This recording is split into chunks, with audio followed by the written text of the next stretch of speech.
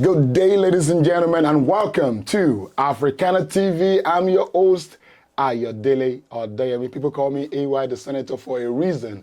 I'm the man that brings joy and amplify your story as a storyteller.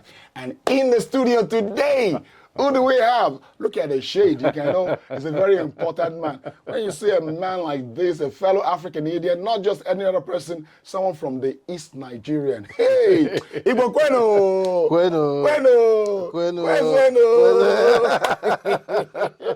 Ladies and gentlemen, I have in the studio one and only number one for a reason, auto dealer, a person that can sell the best auto, the best car for you in Canada, not just in Canada, in Manitoba, number one for a reason in Winnipeg, by name, Mr. Chukz Okonko. Welcome. Thank you, my brother. Thank you for having me. Thank you for having me in the house. See, there's a reason why we brought him, and I just felt something that people need to know more about what our people do.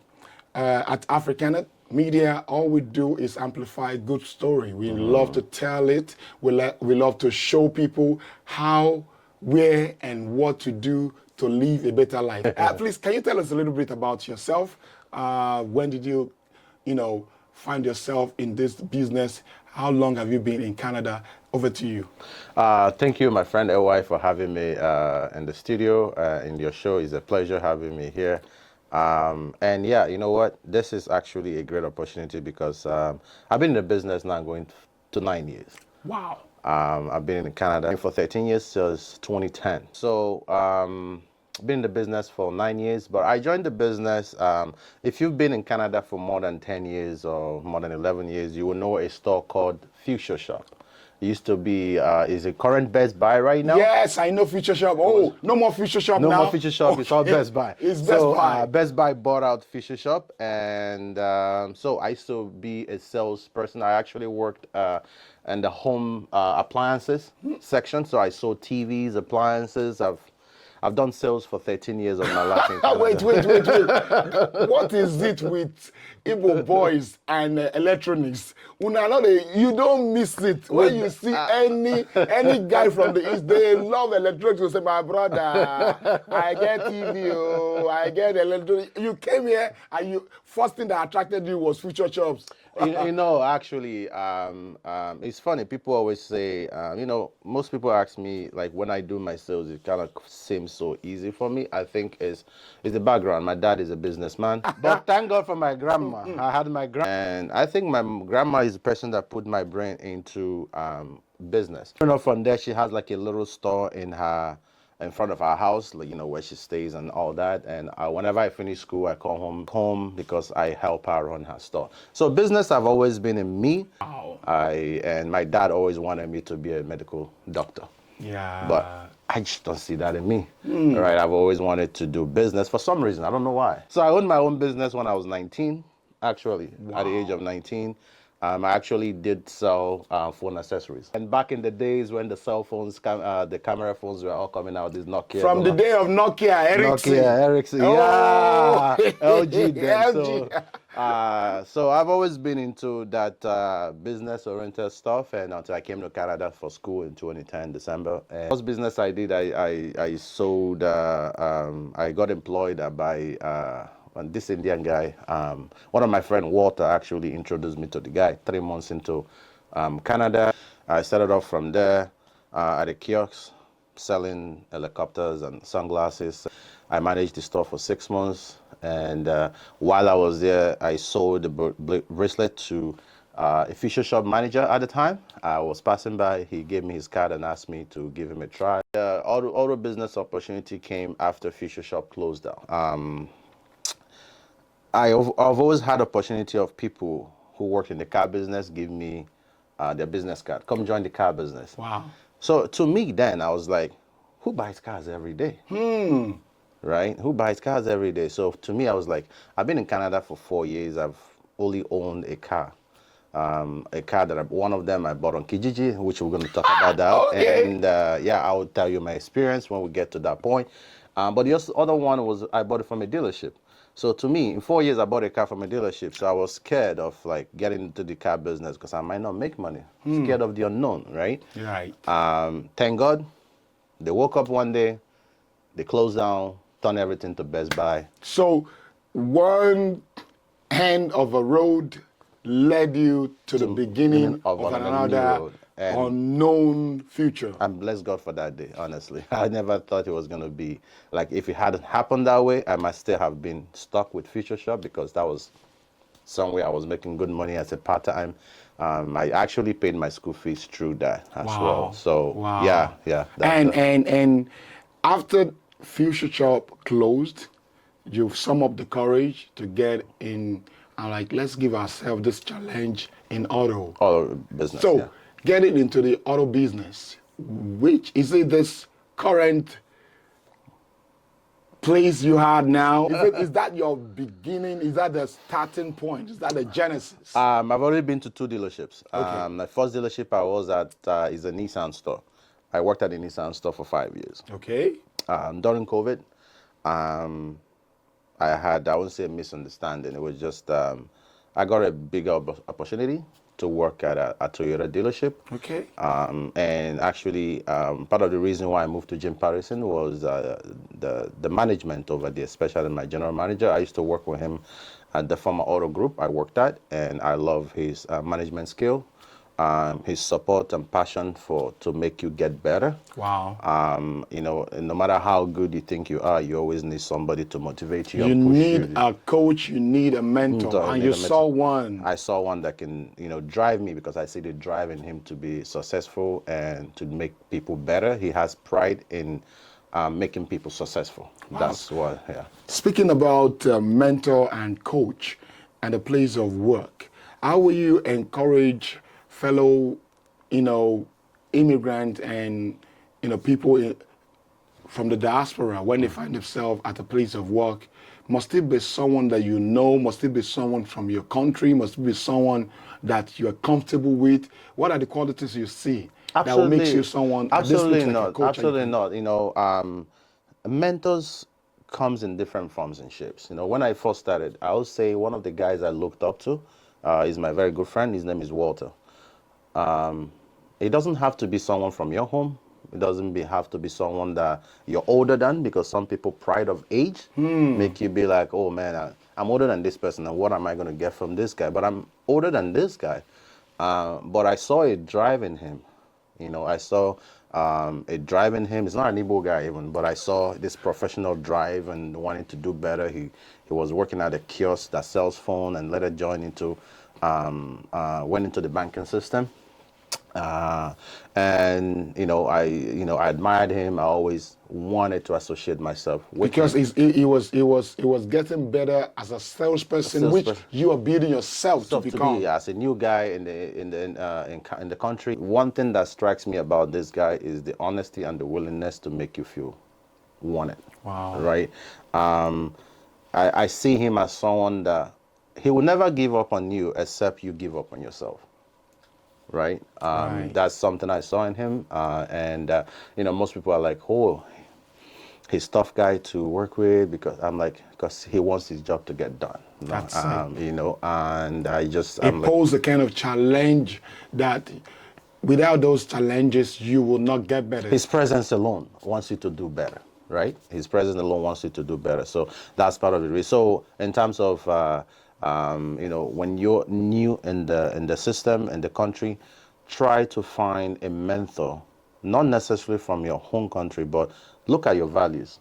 Understand what you want for yourself. If you understand what you want for yourself, look for that person that has that same goal and vision, as you do. Whether female, the gender shouldn't matter, the age should not matter, the race should not matter. What matters, as long as you're getting a positive result from that person. It is, if you are getting a result. You can hear that. Yeah. That tells you how you can climb the ladder faster, quicker, because some people have seen it before you, and they can hold you by the hand and take you there in a very faster way than where you're coming from. All right, let's get into the nitty-gritty of the Toyota Auto Group that you found yourself and how you were able to become number one.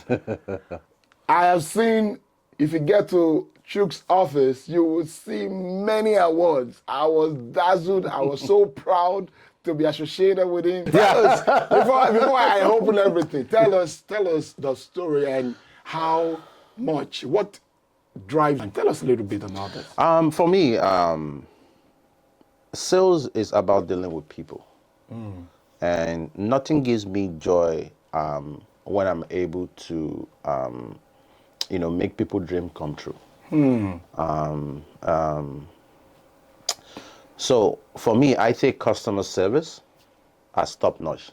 Part of the thing that drives me is the ability to, especially not that anybody, this set of people matters more than the other, but especially Africans, especially Nigerians, right? And part of the reason is I've been involved in it as a Nigerian, as an immigrant. I have my own side of story, and that is part of what drove me to be able to give people an insight, a better advice, guide them on what I think is the best option for them. Right. I'm going to pause it there, but let me quickly interject you. Yeah. Because you said earlier too that when you came in, you also, like many Nigerians, many Africans, knocked on the door of Kijiji, because that's what I did too for many years before I met the guy that told me a lot of things about finances, about the pros and cons of getting old cars, used cars, and a new car. Tell us, how did you find your way through from where you yourself, you've become a customer to a Kijiji, maybe some mechanics have been eating your money too, and now you are just now in this new. Yeah, so the first car I got was don't laugh, okay. It was a PT Cruiser. A PT Cruiser at the time. I bought it because back home I used to drive a Golf. Yeah, Golf. It's close to that. It's close, right? Yeah.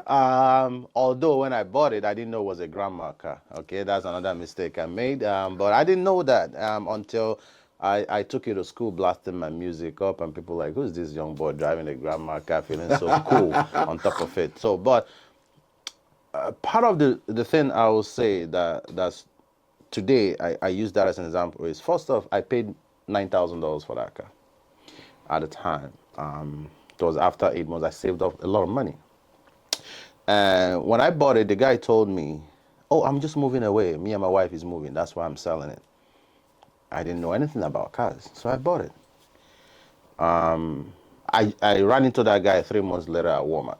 The guy that said they're moving away. Sold it to me. And it was actually a rebuilt vehicle. Wow. It was a rebuilt car. I don't know what a rebuilt car is. If you want to buy a car from somebody, make sure you look at the Carfax history. Looking at Carfax, those are the company that make sure to tell you all the history, information about which that they will vehicle. not tell you why they're selling you a used car. There are so many things in Carfax. They tell you the history of the car, where it came from, when it was bought, how many what repairs, services that's been done, how many accidents. If it has been rebuilt. If it has been rebuilt and all that. At that time, the knowledge was not there, so I made that mistake. Here, if you buy a second-hand car, and if the village people from your village follow you, and you go and buy from person where we say they will not tell you any truth about it, you'll be running from pillar to post. Before you know it, it can frustrate you and send you back to where, if I take you to where you're not going, you don't carry you go where you don't want to go. That is the truth about a car is like a human body. Yes. If you don't take care of yourself, you get all kind of sicknesses. True. That's the same thing with cars. Yes. You know, there are people that treat their cars like it's nothing. And people go month in, year in, not doing servicing, not doing an oil change. I remember at one point we took a car on trading at a Nissan store. Could you believe for 4 years? 4 years, that guy did not do an oil change. When we took the car in, we paid him, we went in, took the car up on the hoist. We found out that he was lucky the engine did not go on him before he traded that car in. Guess what happened to that car? We sent it to the auction. Auction, someone else will buy it.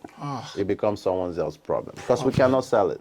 So those are the kind of things you might run into, right? You And might run our people do that a lot. They go to auction market, they buy this kind of car again, and fix it a little bit, bring it back bring to it back, Kijiji, yeah. to Facebook Marketplace, and new immigrant, the person that knew nothing, that just come, the JJC, they will just like, I'm looking for. Then the people that do not know anything, they will give them advice. So it will direct me to this question. What are some challenges that newcomers and immigrants face when trying to buy a car in Canada? Okay, this is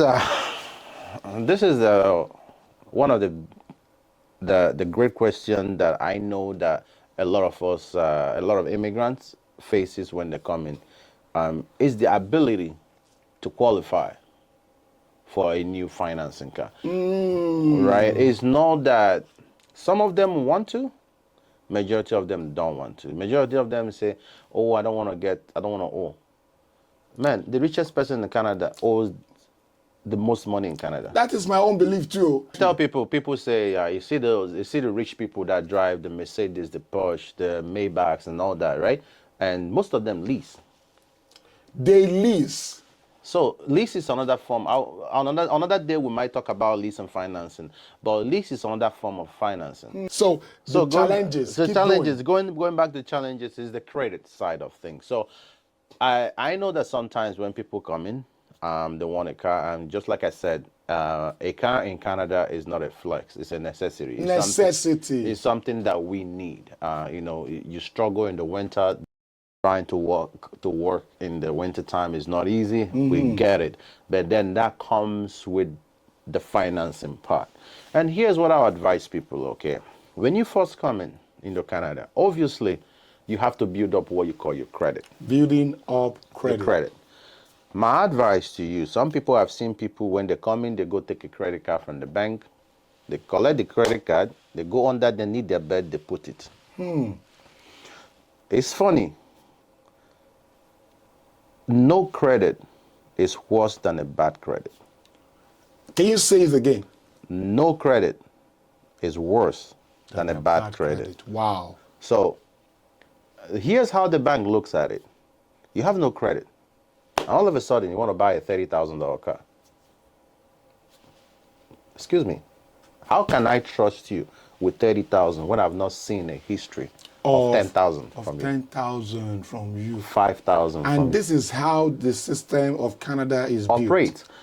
But if you have a bad credit, check it out. If you had a bad credit in 2020, the bank is going to look at it. That was during pandemic. Everybody struggled.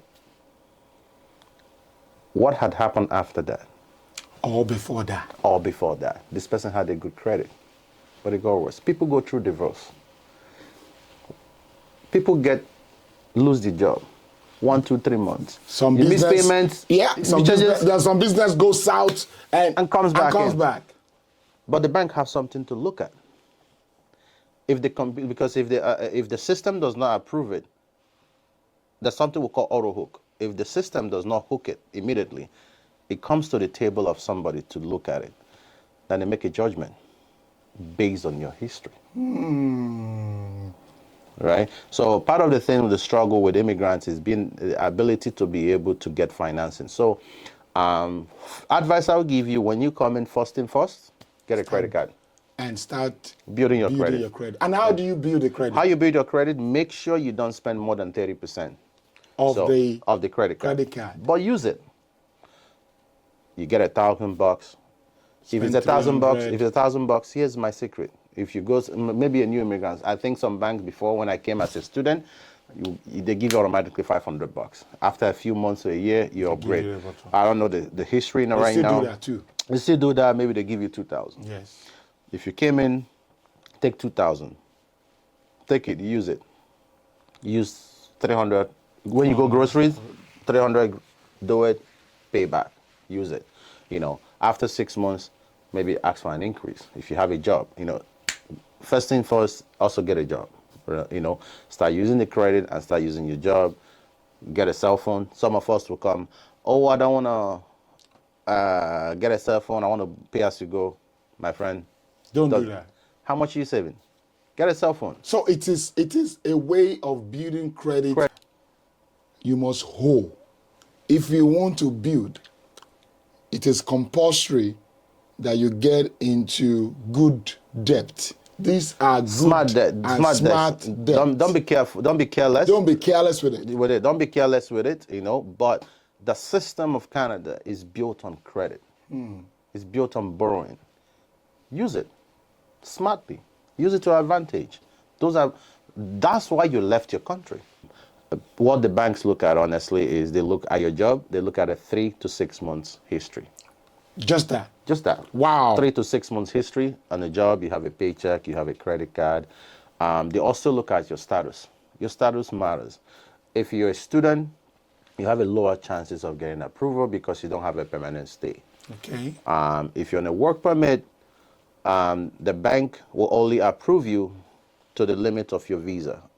Oh. Right? Because they are scared of you. Okay, if you have to leave the country, what are you going to do? What will happen? You're going to dump that car somewhere, and then, you know, so those are the things the bank look at, right? But if you're on a permanent residency, boom. I know most of the Nigerians family today that come in, they come in with permanent residency card, right? Yeah, right. So if you come with your family, your wife get a credit card, you get a credit card, and be patient. You know, you might run into the idea, oh, let me go buy a $10,000 car.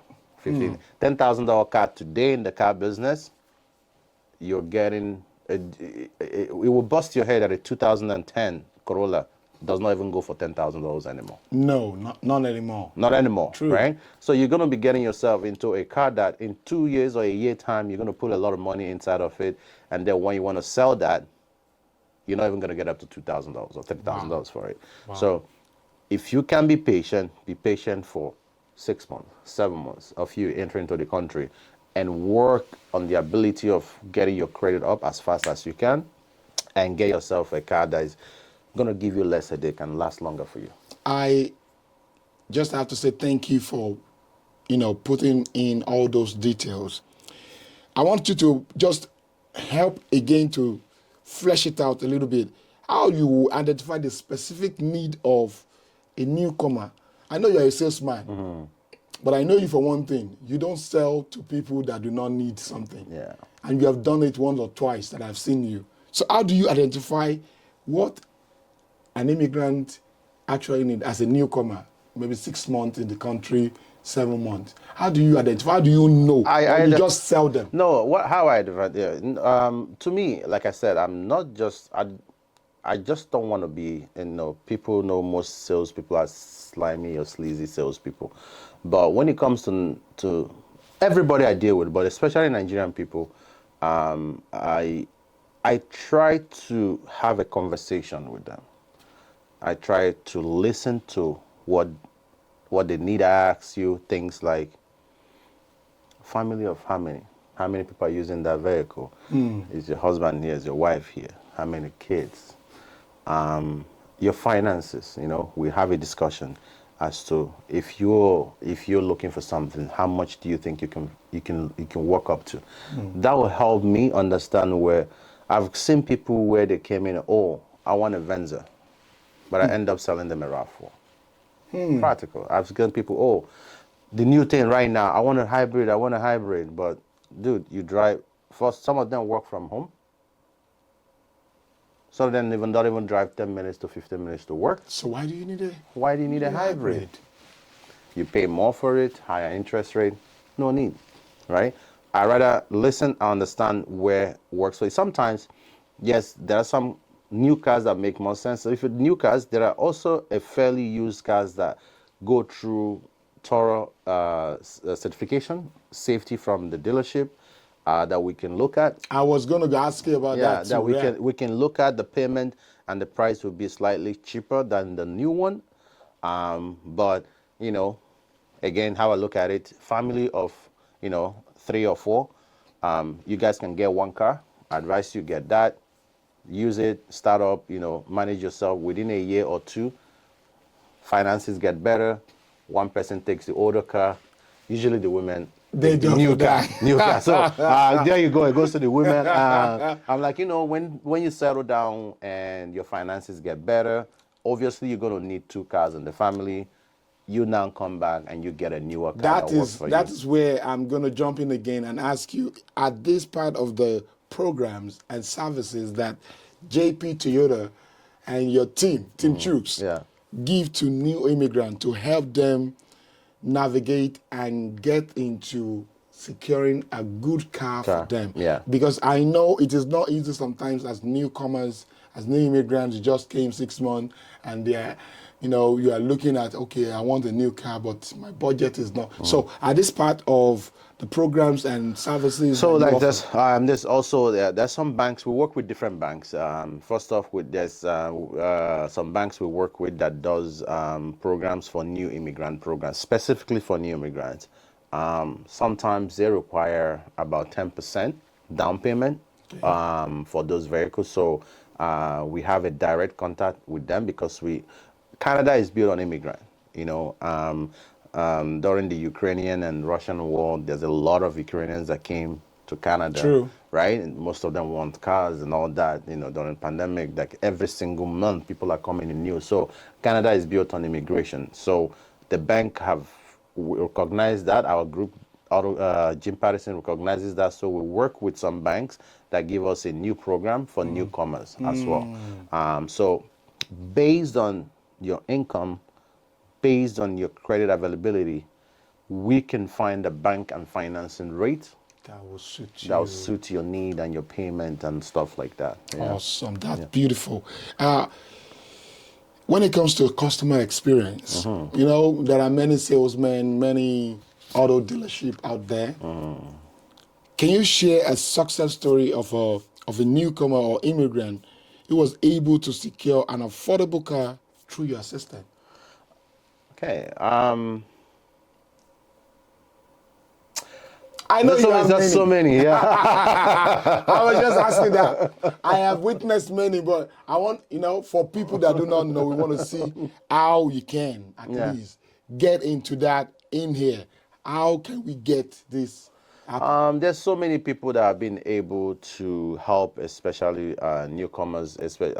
Just like how I said in the beginning, I had a story of someone who came 2 months in and was almost going to go buy almost a car that he already made a deposit, and someone gave him my number.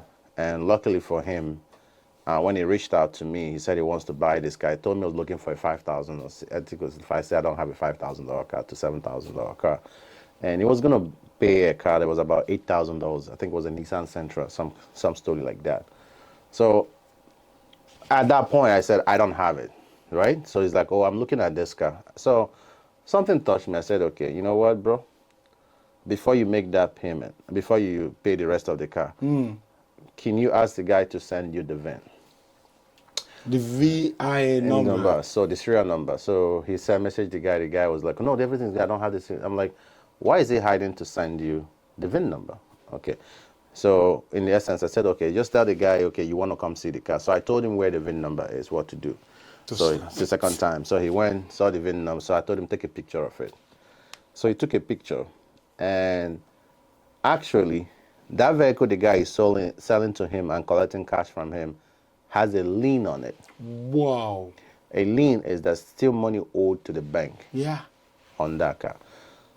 So he can pay you cash for it and go register that car under his name. And now you But are if something goes a debt, if something goes wrong with that car, it's on your name. The bank is coming for you. Yeah, you can't even do anything on it because they have to pay. Like you said, it's a write-off, and the money that is coming will be going to the bank. And then you go to MPI. MPI is like, no, there's a lien on this car. It's not supposed to come to you. It's supposed to go. How would an immigrant and newcomer have known this without that? Without that. So so that's. But when the guy told me after the experience, I told him, you know what, you have a primary residence. The good thing you have a job. So I advised him, you have a credit card. He told me. I said, okay, just wait for another 4 months, build up your credit. Just wait 3, 4 months. Come back, see me. I'll be able to get you a car. And honestly, that guy has bought. He actually just picked up a Venza from me. He picked up a Corolla and the wife picked up a Venza. Why? Oh, we don't do that. You don't even, don't finish the story, and they live happily ever after. So. That's just it. So ensuring positive and supportive experience for your customers. It goes beyond just trying to sell them. No, it goes beyond that. Like supportive. My customers, I tell them, your family. Whether you buy from me, you don't buy from me. I get people that call me for advice and stuff like that, and I give them. But it just gives me joy that that I'm able to help my community. So sustaining your client and building in the community. Are there any communities, services, organization, or groups that you collaborate with, to better support newcomers and immigrants? That is part of my my goal going forward, and I think it's part of the reason why I reached out to Africana, because I feel like it's time for me to start giving back to the community. Educating the community a little better. They say giving is not necessarily materialistic stuff. True. Giving is giving of wisdom. True. I can give you understanding. And part of the reason why I said I wanted to engage more on the African community is, helping our African brothers and sisters and Nigerian people understand the in and out of cab business, how it works. A lot of us from back home don't get it. I have no clue whatsoever when it comes to how do I even get into getting a new car. Because the fear of how much it's going to cost. I thought they will be asking me to come and drop my kidney. Before we go, I have one more question for you. And this is also on not just only the newcomers and immigrants. There are many people that have been around that believed they have been passionate, enjoying their old 2005, 2010 cars, and believing I don't owe anybody is not owing me, I'm okay. And they never, at any time, thought of getting a new car. What advice do you have for them? Well,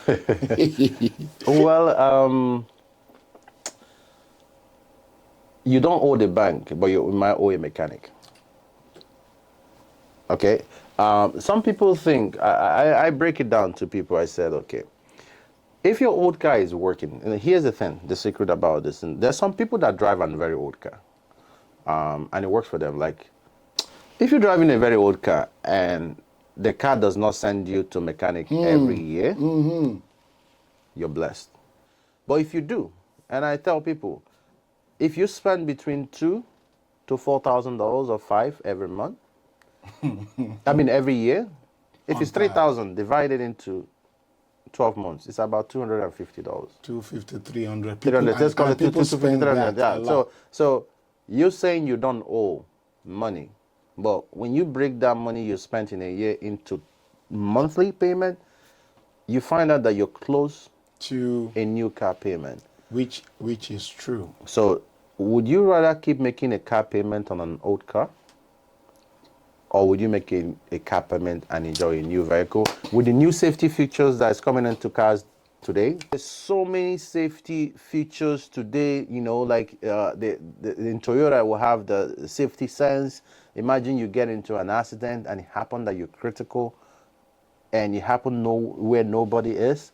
If you get into an accident with the Toyota new cars today, it calls directly to someone to come help you. It's my wife's Highlander. Is it? Yeah. I'm like, I see what money does. Oh, God, you cannot die quickly. I'm telling you, how much can you pay for safety, right? If you have things like that, right? Seriously, there are some things you don't need to pray for. Yeah. Seriously, it will solve itself by engaging and getting a new car. I am not even trying to sell. I'm trying to let you know that this is a way to go. And finally, before you go, what advice will you give to newcomers and immigrants looking to buy their first car in Canada?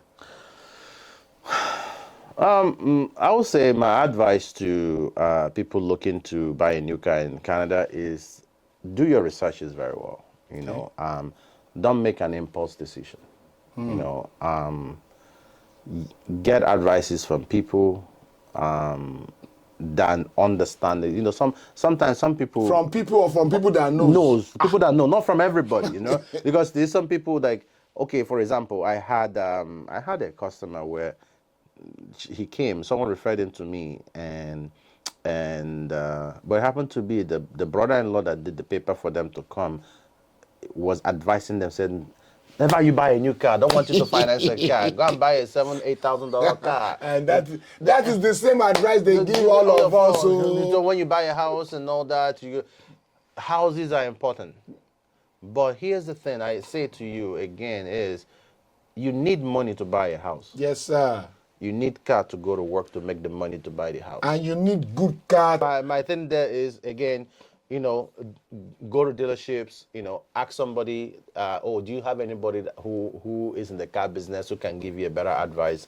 Sit down with the person, you know, look at what your options are, what you can afford, what is available. You know, sometimes maybe you're looking at the SUV, but hey, the SUV is not working. It can go to Call the Corolla. Let me look at the Corolla right now. So, you know, if you can't afford the SUV part, you can come down to the car, but at least get a car that when you wake up, put your key, start it, it takes you to it. In fact, you can start from your car. In fact, some cars, you can start from your phone. You know, things are changed. Thank you so very much for coming. Thank you. And from, you know, throwing so much light on cars, on getting, especially for our newcomers and immigrants, and we will have more of you. And when it comes to a dealership that we know and we trusted, we've been in business with them.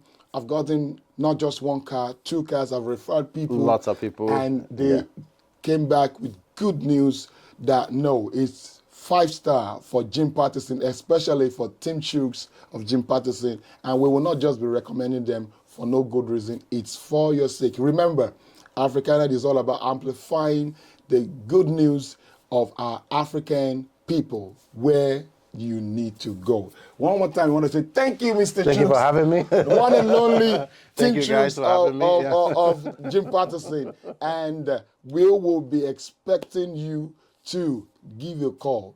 Do not be afraid. It does not kill. Just go visit. In fact, you don't have it in mind you are buying. You can go and test and play with new cars. No, it won't kill you. Just put a call. Put a call through. This number that we are displaying, put a call through it, and you will thank us for doing so. Until next time we come your way, I remain yours sincerely, Ayodele Odeyemi. They call me Ewa the Senator. That minister that comes with the oil of gladness. I love you and stay blessed. Bye. Bye.